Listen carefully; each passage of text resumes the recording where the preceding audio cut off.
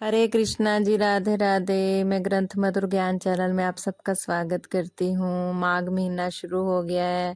इसमें सुबह सुबह तारों की छाँव में स्नान करना चाहिए ब्रह्म मुहूर्त में।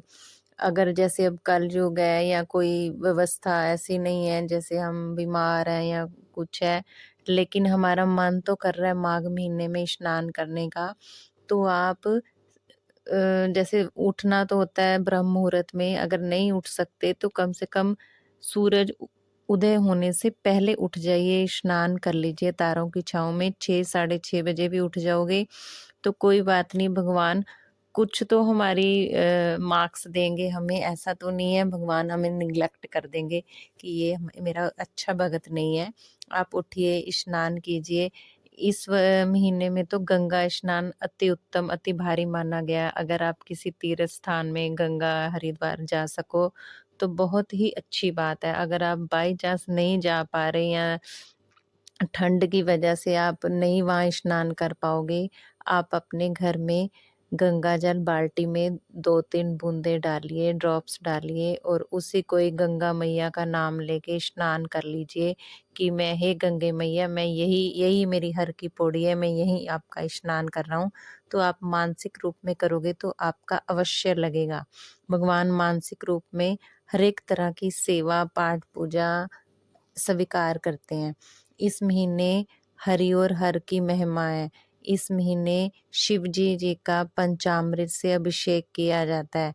जो हमारी माता सावित्री थी, हमारे ग्रंथों शास्त्रों में बताया गया है, वे पंचामृत से डेली शिव जी का अभिषेक करती थी। जब कुछ भी नहीं होता था उनके पास, वो मंदिर जाके उसमें दूध और दही से ही केवल स्नान करा के आ जाती थी। और उसका सावित्री माता ने खुद अपने शास्त्रों सहित बताया है।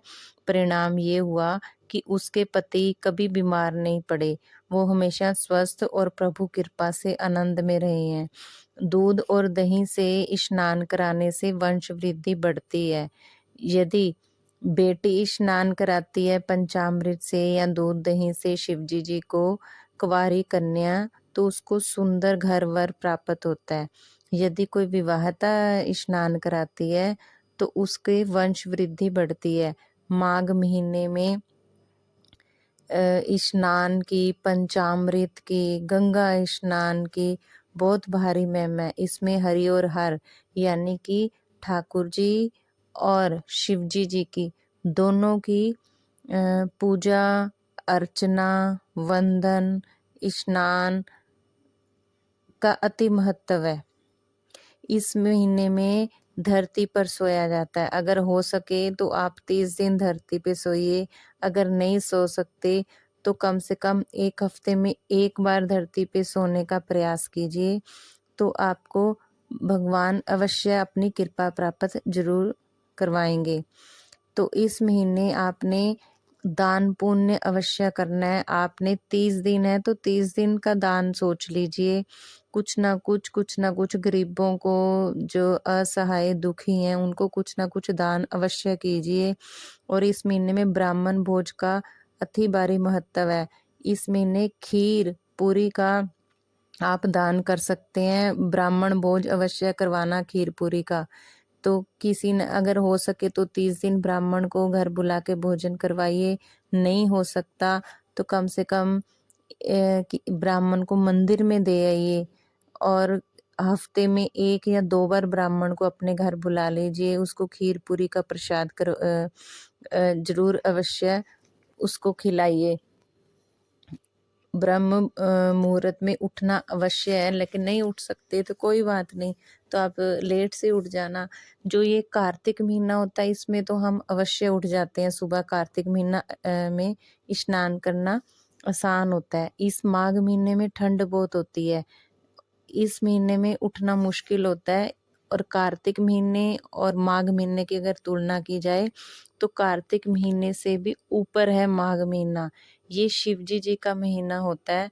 शिव जी तो रहते ही कैलाश पर हैं, इसलिए ठंड माघ महीने में बहुत होती है। तो ये शिव जी की इसमें अर्चना पूजा की जाती है।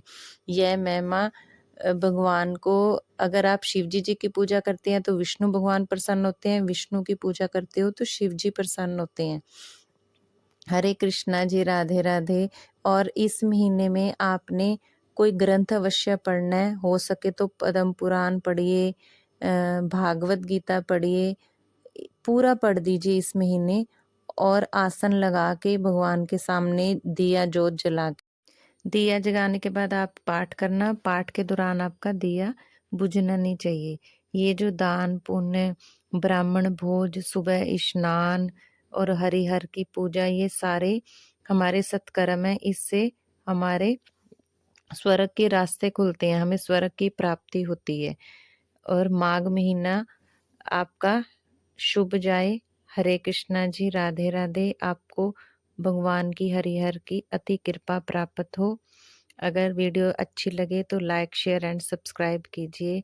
अगली वीडियो में मैं आपको तुलसी की महिमा बताऊंगी। माघ महीने में आपने कृष्णा का तुलसी के साथ कैसे पूजन वंदन करना है। हरे कृष्णा जी, राधे राधे।